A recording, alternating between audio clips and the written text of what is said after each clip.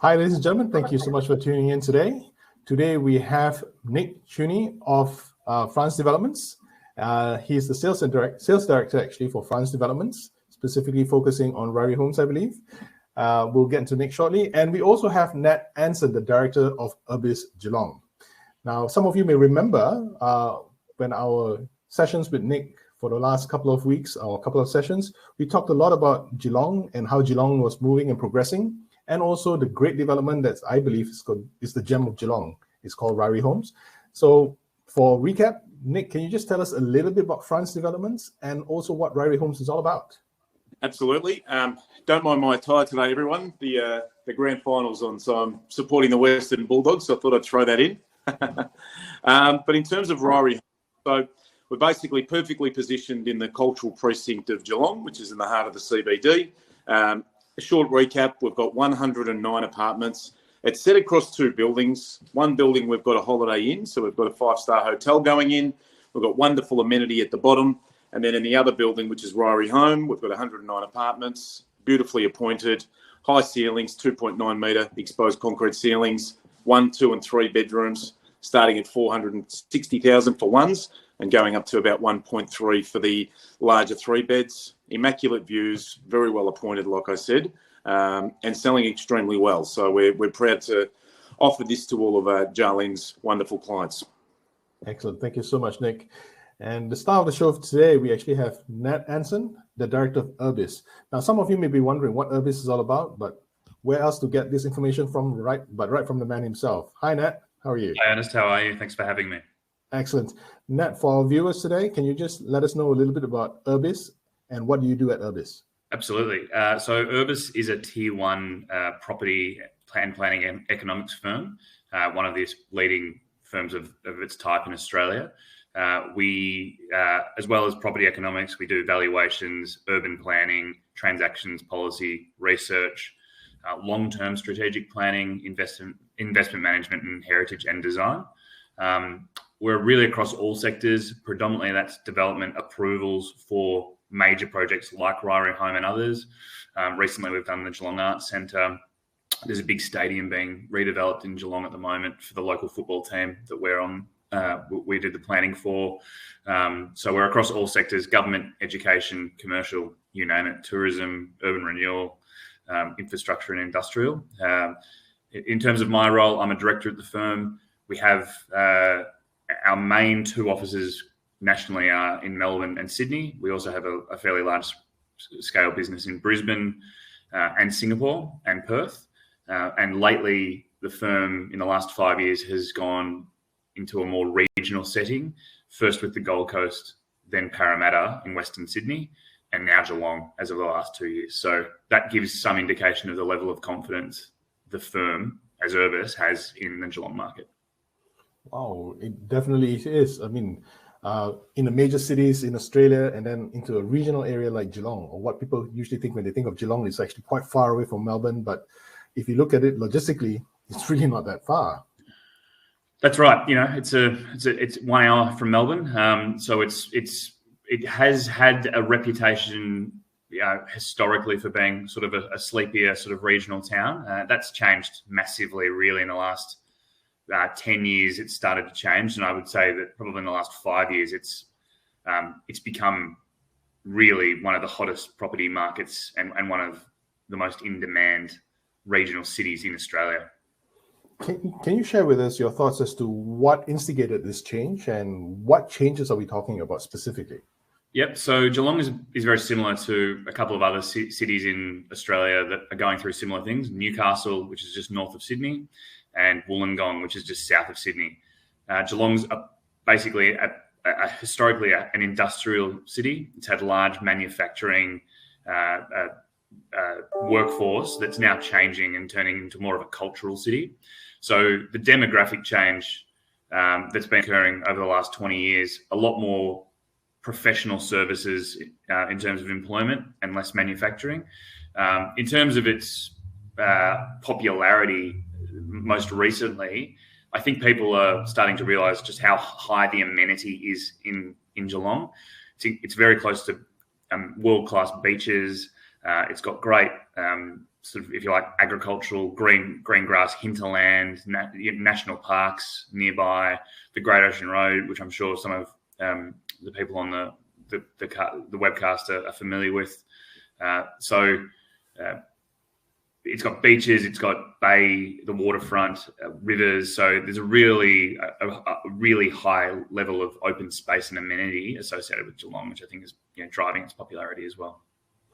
Actually, I currently reside in Geelong, and I have to say that when the initial thought of what a regional image or what an image of a regional place was in my mind, I thought it'd be a farmland and very far from everybody and very sparsely populated. And I was very pleasantly surprised when I got to Geelong, and it's really, really, well, I wouldn't use the word compact, but it's very well thought out, very well planned, and it's actually got all the amenities over here. And the best thing is I don't have the traffic like what we get in Melbourne. When I have to go into Melbourne, sometimes I get really stressed driving in. Yeah, that's right. So it certainly has much less congestion, and there are plans that are ongoing now to look at the future of transport in Geelong, which actually Urbis is doing. So we've just been appointed to look at an integrated transport plan for the entire region as of Friday.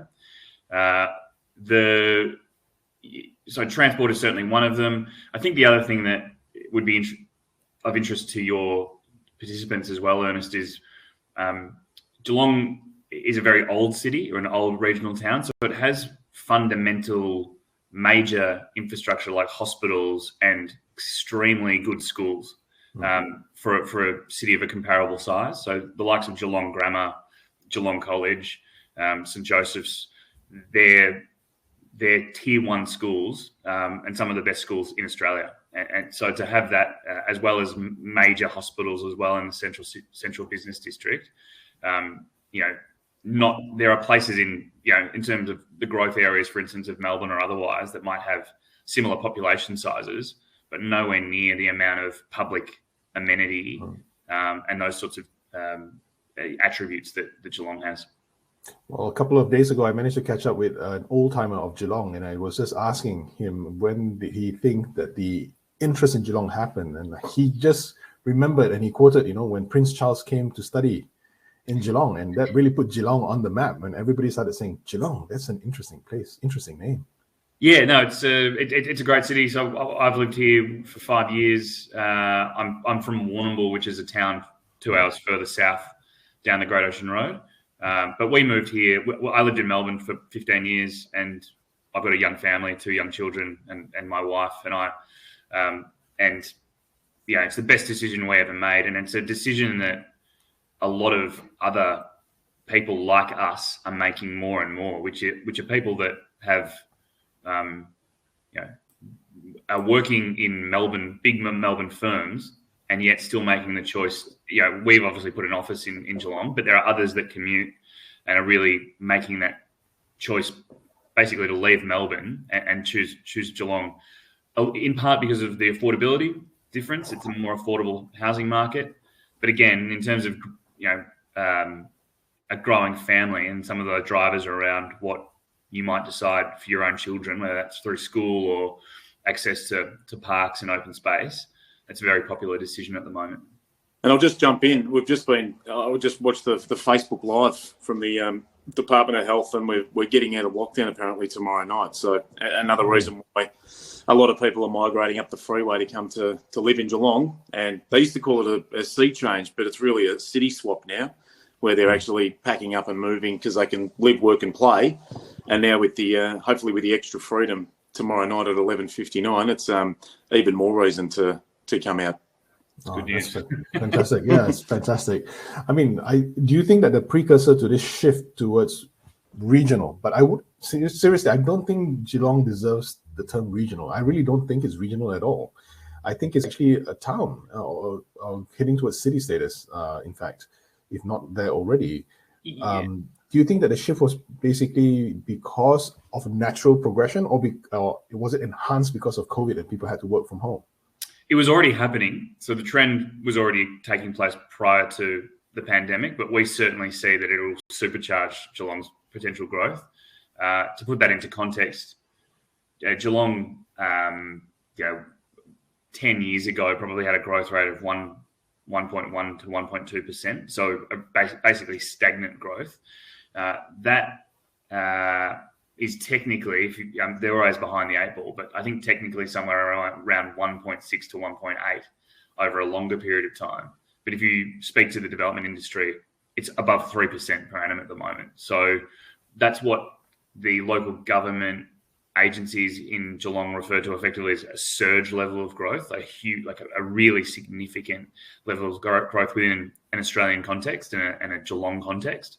So you're looking at, in terms of even government-led data, at a population of 250,000 at the moment for Geelong, we expect that to be doubled within the context of probably the next 20 years or so, Ernest, and that's significant. Certainly in an Australian context, that's huge volumes of growth. I was telling Nick a couple of weeks ago when we were chatting, as recent migrants into Victoria and into Geelong, when we were first looking for even a rental place to live in, we had to look for about 20, 25 places. And every place that we looked at rental, there were at least 30 to 40 people just waiting to go and get the rental done as well. So there's such a shortage of rental properties per se. That one I can attest to it.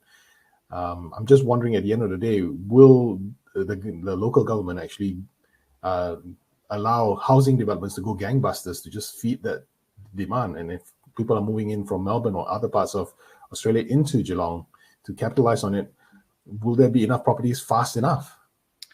It's an interesting topic at the moment in terms of that supply. So what I would say is that Geelong is a very good place for growth in terms of its policy. So the policy documents that have been put out by either the state government, Victorian government, or by the local government, which is Greater Geelong City Council, all of the policy documents they are delivering or have delivered in the last 3 or 4 years support the prospect of future growth.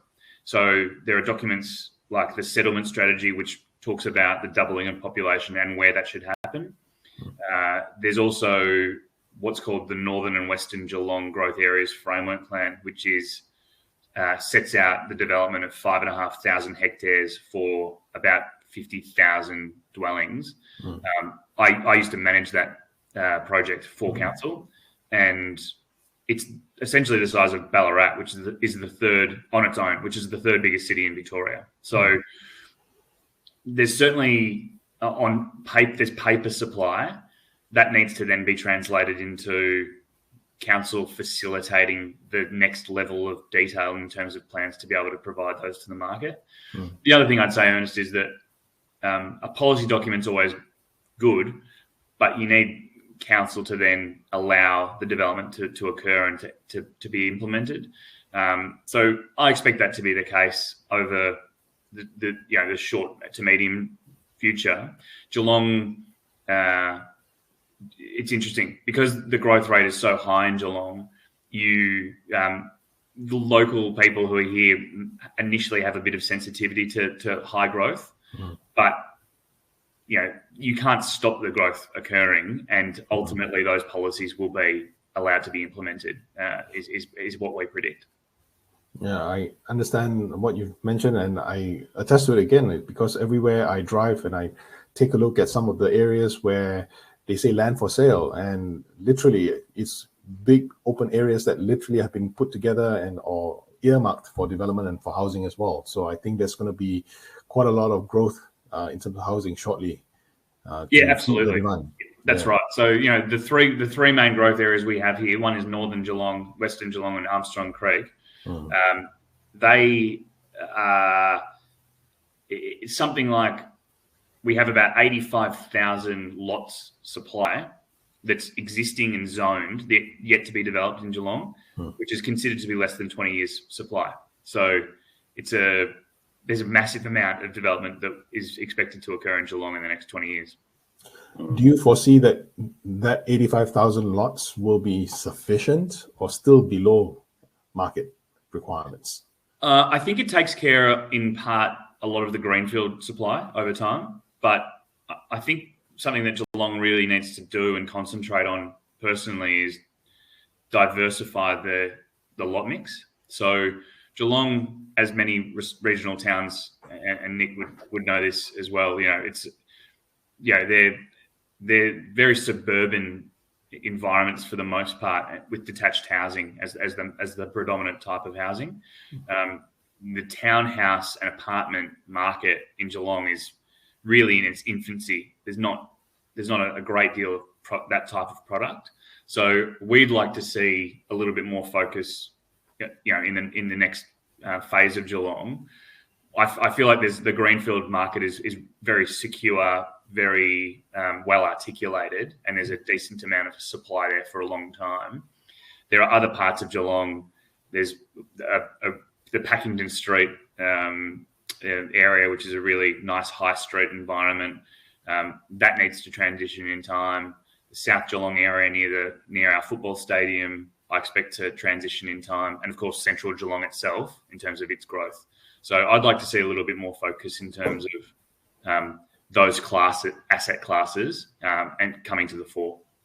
Well, I completely agree with your findings, because when property prices or when land prices become too high and the only other options to move further away, I think there will be opportunities to go up in terms of stratified units per se. But the mindset of people must be willing and ready to be able to accept that.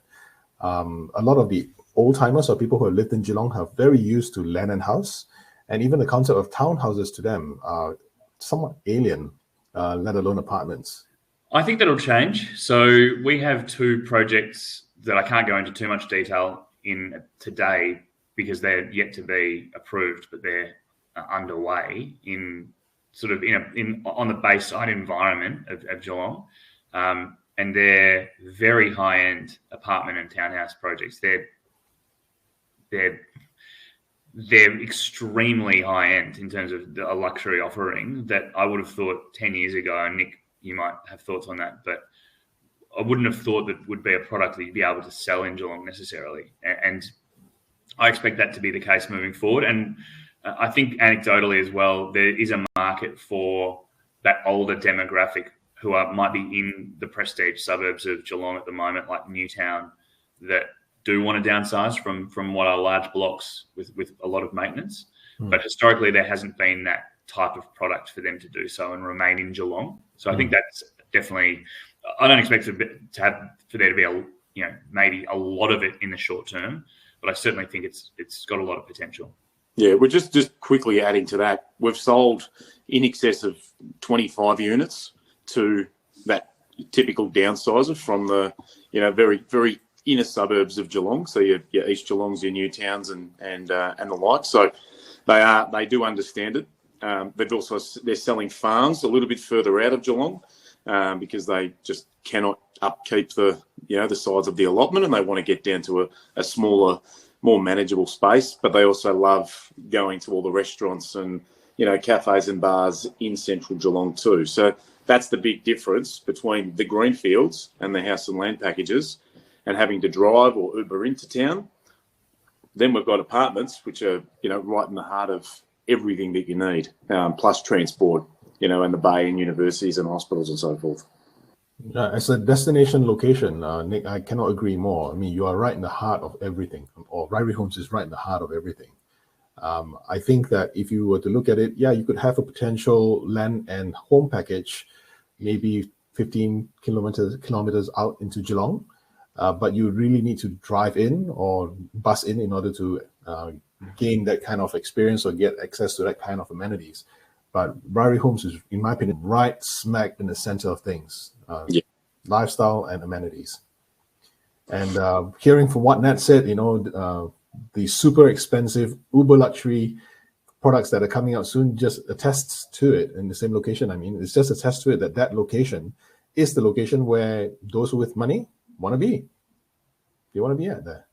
Yeah, that's right. It's it's a city that's really changing demographics, before your eyes. I mean, if I think about I live in Newtown, which is a nice suburb of Geelong. Predominantly, I think when we first moved here, there was that. It was a fairly old demographic, and it is, it's still in part is that. But you see plenty of young families now, more and more all the time in terms of that and they're clearly professionals again who are either still remaining to working for those sort of tier one Melbourne firms.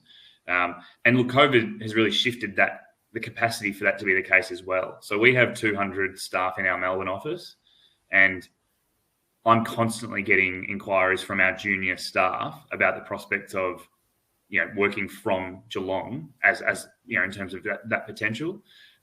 We are constantly talking to new recruits, and 3 of the last 4 interviews I've performed at work are for people external to our company at the moment who are intending to move to Geelong. And our presence as a firm in Geelong has been a driver for people's interest to come to join. So, I don't see there are no indicators we see to suggest that this will be slowing down at any point in time for Geelong. But the other thing I'd mention too is that from a greenfield perspective and generally in terms of Geelong's growth, COVID hasn't impacted Geelong, and I don't expect it to, because international migrants are not the main demographic that are coming to Geelong. They're people who are already Melbourne-based or from, the country of Victoria, for instance, that are coming to Geelong. That's the predominant class of the demographic that generally is coming to Geelong. So from an investment perspective, although we want to see new migrants entering the Geelong market, in time, that hasn't been something that we've relied on, which is not the case in some of Melbourne's growth corridors. Yeah, that's actually quite interesting, because I find that some of the developments in central Melbourne or the CBD in Melbourne right now are having a lot of challenges, particularly with empty units and vacant units, because they were relying a lot on foreigners buying and foreigners coming to live, or foreign students coming to stay as well. If there's such a high reliance, and that's good during the times when people are able to move. As an owner, you'll definitely be able to capitalize on the cash flow. But what happens when the tap is turned off for whatever reason, COVID, or maybe they're unable to come back? It's going to be challenging. And yeah, I completely see where you're getting at, because the demand here is localized demand. It's not external based demand. Yeah, that's right. So the biggest market of people moving to Geelong at present is from Wyndham. So Werribee and Hoppers Crossing. It previously had been from places like Warrnambool and those areas in Western Victoria over in terms of the longer term sort of trend previously. Yep. We're now finding it's Melbourne people who want to access all of those benefits that Geelong has. Can I just ask you, I know both of you actually worked in Melbourne before and lived in Melbourne. Can I just ask you, what in Melbourne do you miss by living in Geelong? Can I start with you first, Nic? What do I miss? Yeah. At the moment, going to the football. Me too. But no, number 2, look, I'd have to say there's everything that I need in Geelong, plus more. I would spend a lot of time down at Torquay and Lorne and Janjuk and Barwon Heads for that matter. So anytime I was going to enjoy a relaxing weekend, or I would come this way. So now that I am here and I'm 25, 30 minutes away from these places, it's really, I'm not missing much. I do miss a lot of the restaurants in Melbourne CBD, but obviously a lot of them aren't opened. But in saying that, there's some phenomenal restaurants in Geelong now. So I think the food and beverage mindset, especially in town, is certainly on the move. So there's some excellent providers, excellent restaurants and restaurateurs and sommeliers coming here and opening up fantastic facilities. So I think I've been here for about 9 or 10 years, and back then you couldn't get a coffee at 6 a.m. You had to wait till 8:30 for the cafes to open up. Now you can get them at 5:45, and restaurants are open till late. So it's a very, very different place. It's more cosmopolitan now. So I guess yes, I miss those things, but they're all coming here anyway. I'd echo that exactly. So I just like a decent pub, but my wife likes her food and all the rest of it. I think, as Nic said, Ernest, it's certainly not as, you don't have the variety and the vitality, and particularly for cuisine, Asian cuisines and things like that. I think that's something that Geelong needs to continue to grow its offer, but it's changed markedly in the last 5 years in terms of the increase of that. Our office is in Little Mallet Street, which I'm in at the moment, which is in central Geelong. I think the main difference, which again is improving on on a daily basis, where it certainly was pre-COVID, and I expect it to once we are out and about, is the vitality of the central business district, particularly things like a Friday night drinks after work, or evening time economy. That's an area of growth that Geelong will achieve. It's probably not quite there yet, and I'd say that I generally miss that. But other than that, everything we have is there. We have not regretted moving to Geelong one bit. It's been an absolutely fantastic decision for our family, and something that you wouldn't speak to anyone in Geelong who feels differently. In my view, everyone who lives in Geelong loves living here. Yeah, you become a patriot pretty quickly, I think, after moving here. Yeah. As you will, Ernest, I think you're on your way too. I already love it. I already love it. Actually, one of the interesting things is that world class university is right here. I mean, it's just doorsteps away from where I currently live as well. And I think back home in Malaysia or across Asia, Deakin is very well known. And at the end of the day, if any family over there that's intending to actually look at sending the kids over and getting them to stay in a place where there is a balance in lifestyle, there's safety and security as well, and there's also an opportunity to grow the family over here. I mean, Geelong would be a very good place to actually be at, and less distractions for the kids if the parents are actually worried that 24-hour. I'm not sure whether there's 24-hour pubs in Melbourne or not, but I know in major cities they actually have 24-hour cycles. But I guess during COVID you can't have that. But for people having that thought of sending the kids over and looking at investing to something that's really, really going to be beneficial for not just for the kids, but also for them in the mid to long term, Geelong would definitely be the location I would look at. Yeah, so I know the Vice Chancellor of Deakin. I sit on a board with him with the state government. And I went to Melbourne University in terms of my studies. I think Deakin, the things that they're doing with the likes of advanced manufacturing and innovation, it's a cutting edge university. I don't think it quite gets. It's got a great reputation. I think it's undersold in terms of its potential, and certainly it's a major linchpin of the Geelong economy, and certainly the future economy. They're going to be a really significant player in terms of advanced technology and things like agriculture, manufacturing, carbon and renewable energy. It's a really exciting future for the Deakin University. It's something that is a massive draw card for Geelong. Yeah, it's definitely all greenfield technologies and greenfield for the future. At the end of the day, it's just going to add and pay off dividends if you get into it early. One of the feelings that I really get, Nick, when I think about Ryrie Homes and Geelong per se, is that everybody is very, when you talk to them about Paris, London, New York, San Francisco, people kind of sort of know because it's like, on the world map. Melbourne, everybody knows that. Sydney, everybody knows that. But to chase the market over there as an investor, it's going to be pretty tough pickings in order to find a good deal, because everybody is also looking. Yeah, and that's why I really believe that Ryrie Homes. I'm just going to pivot to that a little bit.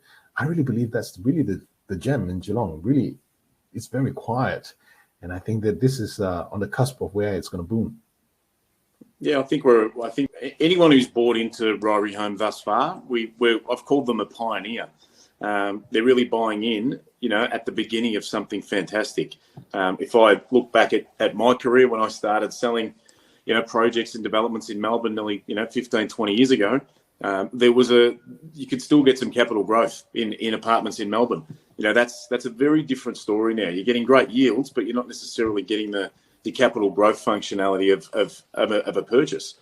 Here in Geelong, the last 3 years, CoreLogic data, it's been 9.9 to 10.1% per annum in CBD apartment growth, and that's facts and figures. That's not me making it up.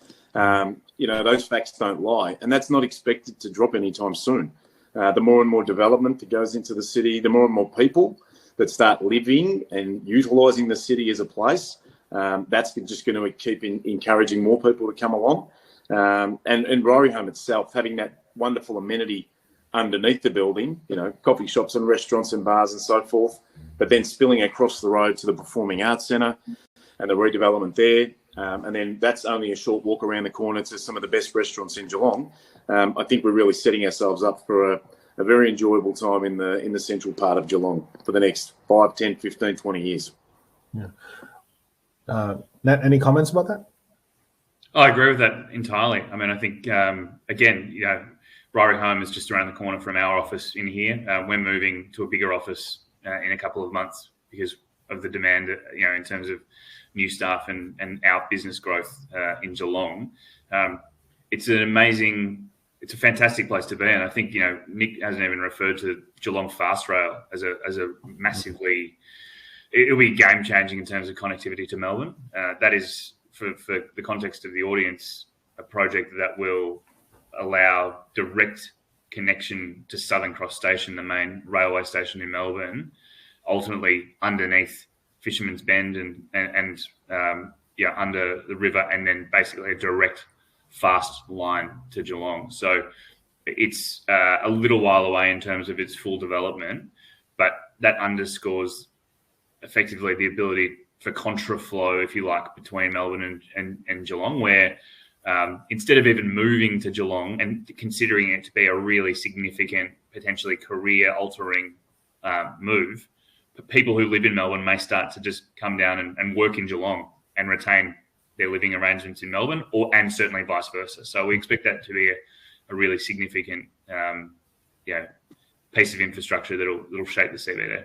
And that's going to be huge. So all these things, this high level of infrastructure coming into Geelong, it's not finished yet. It's not here yet. It's not up and running. So this really is, to sound a little bit salesy, but you have to buy now. Be that pioneer now, so that you can enjoy it, and then you can say, when people say, I could, or I should, but I didn't.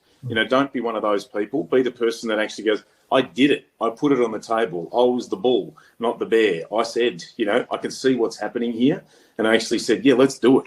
And then you'll look back in years to come and go, gee, that was a bloody smart investment. It was something really smart that I did. That's the time and that's the opportunity that we've got here now. It really is. Over the last couple of days, I think Melbourne also hit the global news because of the recent, I wouldn't use the word negative, but it definitely propped the world news in terms of the anti-vaxxer riots and the protests that's happening over there. I know the security is actually it's very good in Melbourne per se, but I'm very happy to see that in Geelong particularly, you don't have that kind of issues. You don't have that the challenges that you'd have in a big city.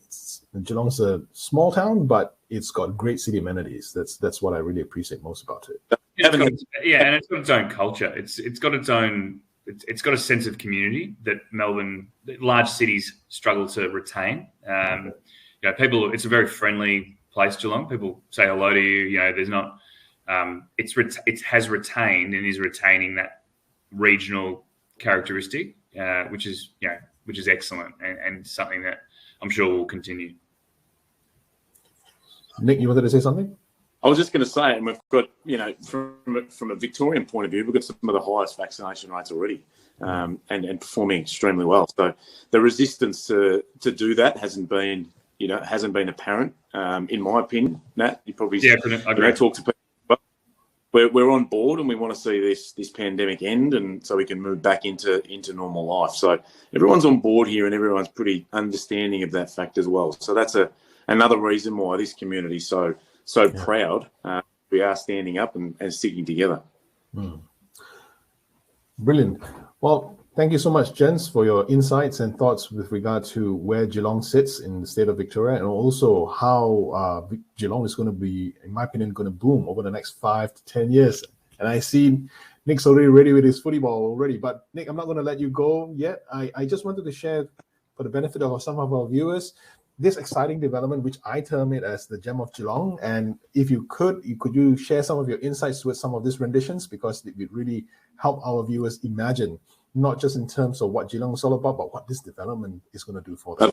Of course, Ernest, of course. Okay, so let me share my screen.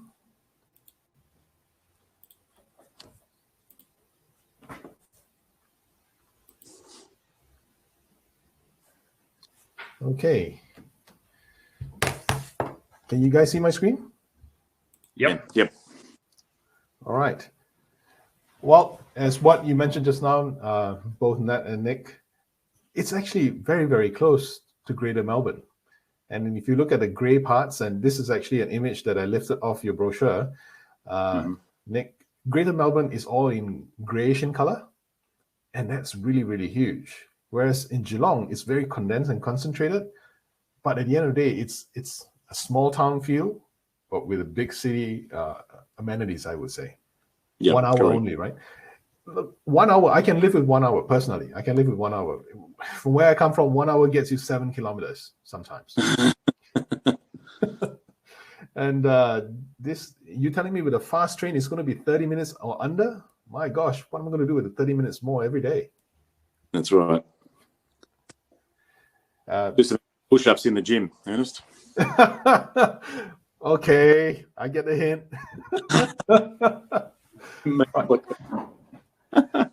Right. So the item in red is where Ryrie Homes actually is. It's actually very, very close to all the amenities and to the waterfront. Nick? Yep. Very close to the waterfront, very close to the train station, very close to all the shops and sort of central, central restaurants and bars and cafes, and obviously the waterfront too. And you've got the gardens as well, just a couple of kilometres down the street as well. Excellent. I actually did walk from Ryrie Homes down to the waterfront. That's about 800. Very leisurely walk, 25 minutes. That would be a crawl, yeah. A crawl. Well, I had to tow someone along, that's why. This is the drawing and the rendition of it. This is the same picture there. And yeah, it's the front facade, right? Yeah, that's the front facade. So that's sort of the central corridor between hotel and Ryrie Home. So you can see the way that they've sort of dressed that. It's going to be some of the cafes and restaurants are going to spill out into that sort of central piazza type arrangement. And if you keep going up those steps and around the back, it actually leads into part of the whole laneway revitalisation project that the Geelong's currently running through. So they're going to start to sort of turn some of those old dreary laneways into something a little bit more beautiful and open up some, food and beverage offerings there too, which means, as you walk home, if you're going to a restaurant, it's a nice, safe and well lit up, type of area to be. Across the road, you've obviously got the Performing Arts Centre and the Arts Centre and the library and that sort of thing too. So it's a really nice, inviting facade where you've got that retail down on the bottom. Cool. That's just the overall show. So that's the corner there where the Ryrie, where the Geelong Quarter whole project is. You've got the hotel there on the corner, and you can see further down is the Ryrie Home that we're currently offering now. And I think this is the picture of the Ryrie Homes. That's the Ryrie Home. So you can see it's very, and like I said before, and that would agree, having worked in Melbourne for many, many years, this is a very, very much a South Yarra, Richmond, Abbotsford type project, the way the look and feel is. It's very contemporary, but also very traditional as well in its lineage and lines. It's very different to any other buildings that have been put up in Geelong. It's sort of bringing a level of luxury, bringing a level of architectural design that hasn't been seen here. So it's been very well received as well. I especially like the fact that it's floor to ceiling windows per se. It would definitely capture maximum views. That's right. I think it's the next picture there that really shows that from an internal, I think. No, that's the rooftop. So the rooftop there, you've got plenty of breakout areas and so forth. You can see across to the right there, you've got that little barbecue, which is accessible to everybody. And then behind those glass doors, you've got a private dining room, which can be booked out through the body corporate, so you don't have to entertain your family and friends on your little, your balcony. You can actually go up and utilise that space for bigger and better things. That's the internal view. So we've taken a sort of an evening shot of the dining space of probably when it'd be used the majority of time. So you can see how it all opens up. You've got some nice sheer curtains that sort of come across too. It's a beautiful space. Like I'm looking forward to going up there and checking it out once it's all finished, and hopefully get invited to some functions up there too. Probably won't be, but anyway. You can see the floor-to-ceiling windows. That's a 2.85 metre exposed concrete ceiling. So it's a really nice sealed, finished look. It's a lot more expensive actually to produce that type of look than it is to just basically run your your plasterboard ceiling up. So it looks good, but it's also a much better finish. You've got the track lighting, you've got your European floorboards as well. And then that flows through to the kitchen. You've got hidden pelmets around the edges as well, so you don't see the roller blinds and so forth. So it actually looks like a really, beautiful, spacious, with some volume to the apartment too, given the ceiling heights. It's all double glazed as well, by the way, every window around the building. That's another good point.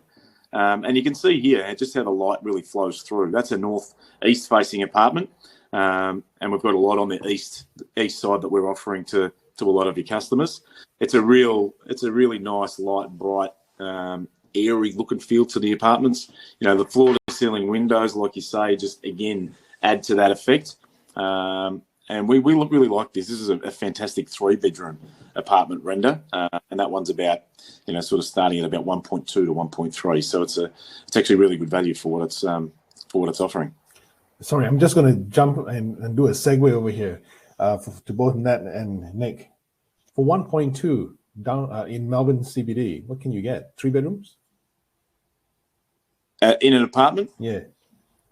In Melbourne CBD, you'd probably get a larger 2-bedroom in a development of about 100.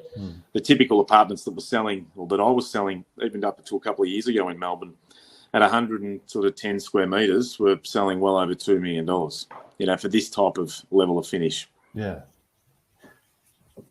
And some. Yeah, and some, correct. And with not all the amenities nearby too. That's right. Yeah. That's right. So, and you can see here, this is the light scheme. So you've got that beautiful timber joinery. You've got your porcelain bench tops. Porcelain bench tops are really nice. I prefer that over marble, to be honest, because it's not porous. I'm a bit clumsy in the kitchen, so spilling red wine and beetroot juice everywhere.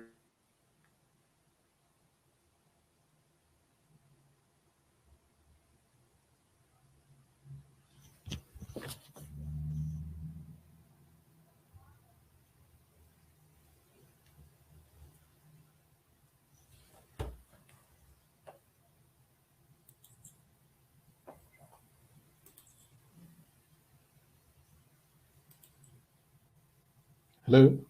I think we lost him, Ernest. Yeah. I think he's off. Okay. We might jump back in.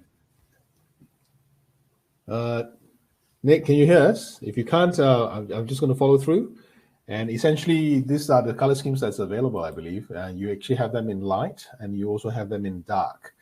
So when you actually have the light ones, what you're going to get is everything that's going to be rendered in white, including your washrooms as well.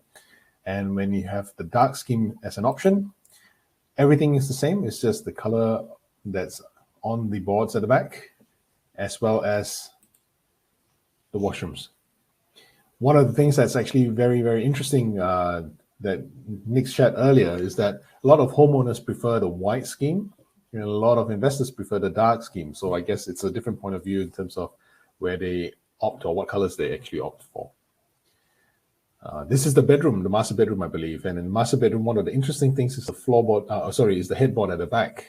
These grooved tiles gives it an impression that it's actually a very big and spacious room. And the window, I can only imagine the view that's going to be coming and greeting you every day from it. And I think it's just glorious. And one of the things that I believe is a key selling point or key benefit of actually living in this place is the view. And we'll get into that now. And the north view from level 13 is just, in my opinion, something that would be really, really invigorating to actually wake up to every morning. You see the bay, you see ahead of you, and I believe there will not be anything that's going to be coming up to obstruct the view. Nat, I do not know when you actually work with the council per se in terms of the redevelopment of properties around the area. Do you see a lot of high-rises coming up?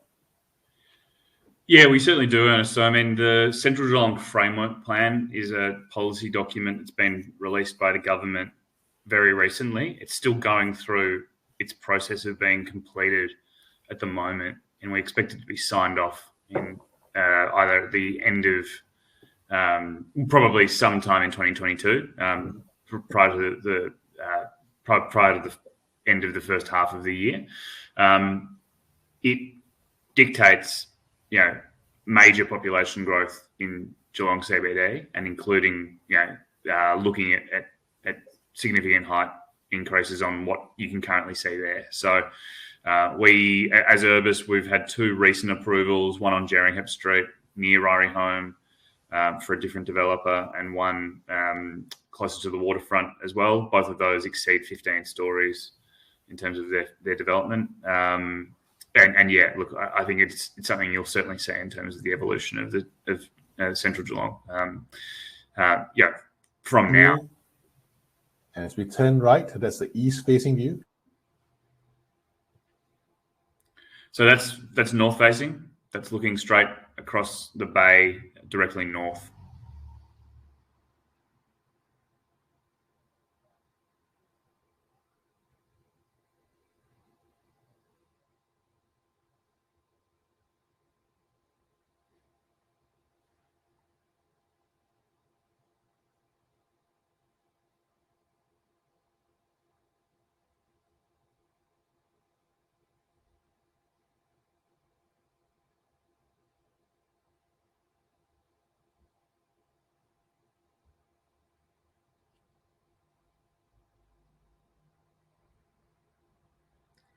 It looks like Ernest is gone. Oh, Nic's joined again.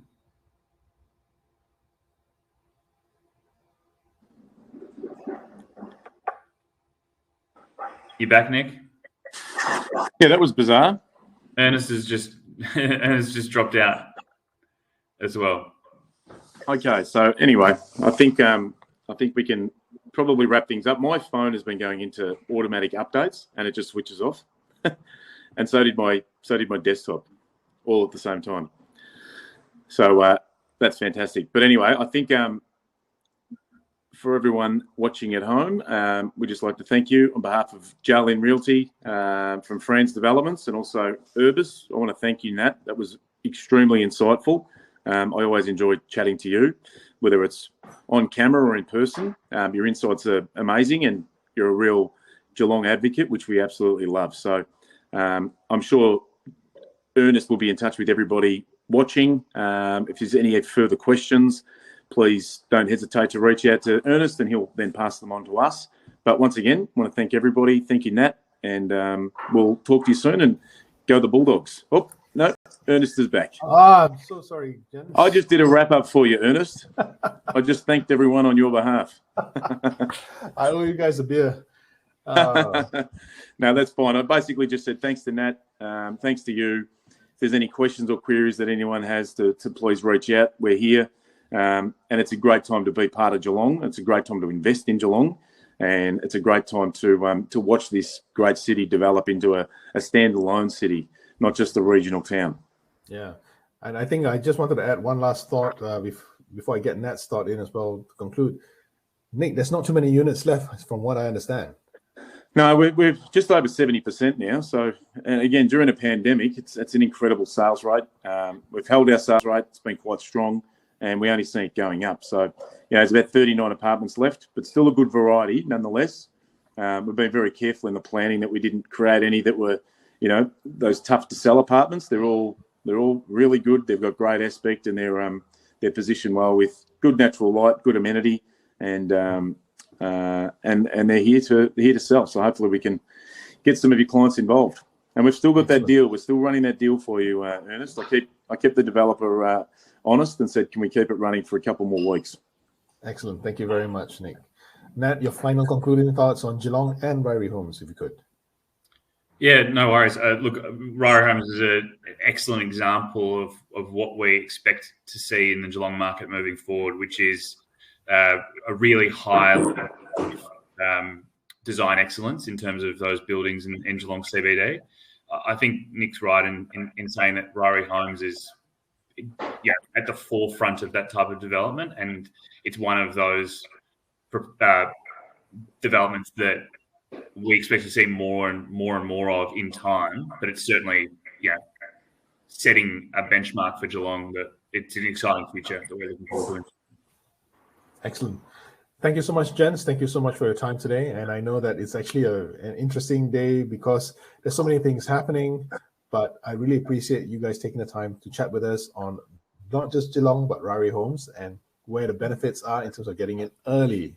And ladies and gentlemen, as we've already heard from Nic, not too many units left. And at the end of the day, there are certain choice units still available. And if you're interested, I'd be more than happy to see what we can do to help you find your dream home in Geelong.